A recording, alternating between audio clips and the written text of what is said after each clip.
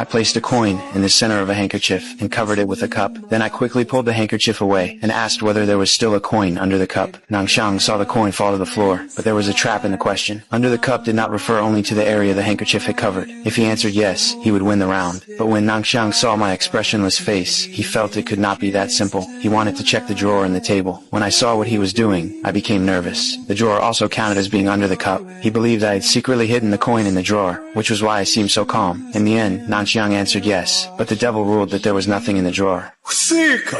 I took advantage of his suspicious nature and won the first round. That completely enraged Nangxiang. As the creator of the devil's game, he could change the conditions of the match at will. The temperature in the room suddenly dropped. The cold made it difficult to think and to make accurate judgments. Then it was his turn to ask a question. He asked whether there were more than 4 supermarkets within 1 kilometer of the house. This was my home, and I clearly remembered that there were at least 6 supermarkets nearby. I wondered whether there was another wording trap, but the freezing cold gave me no time to think it through. I answered yes. The devil immediately gave his verdict.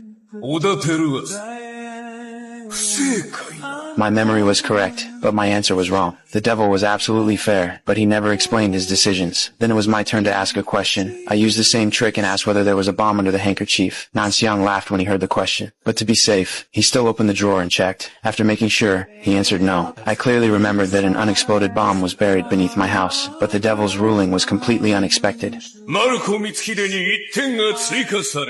I found it hard to accept, but the devil repeatedly assured us that at that moment there was absolutely no bomb under the handkerchief. Nangxiang won that round. If he won one more round, I would lose my life. In the next round, Nangxiang asked whether the active population within 1 kilometer of the house exceeded 10,000. I did not dare answer too quickly. There had to be another trap in the question that I had not discovered. Then I noticed the computer screen. Even though it was plugged in, it showed that it was running on battery power. I felt that I had realized something. I immediately found some paper and lit it in the fire bucket. This helped warm the room and also allowed me to test my theory. The fire alarm went off, but not a single drop of water came from the sprinklers. At that moment, I finally understood. From the beginning, Nangxiang had lied about being able to change the game environment. What he could actually change was the location of the game. The devil had moved the entire room to a frozen wasteland. That was why there was no water or electricity. It was also the key to why my earlier answer had been judged wrong. That meant the answer to his question was no.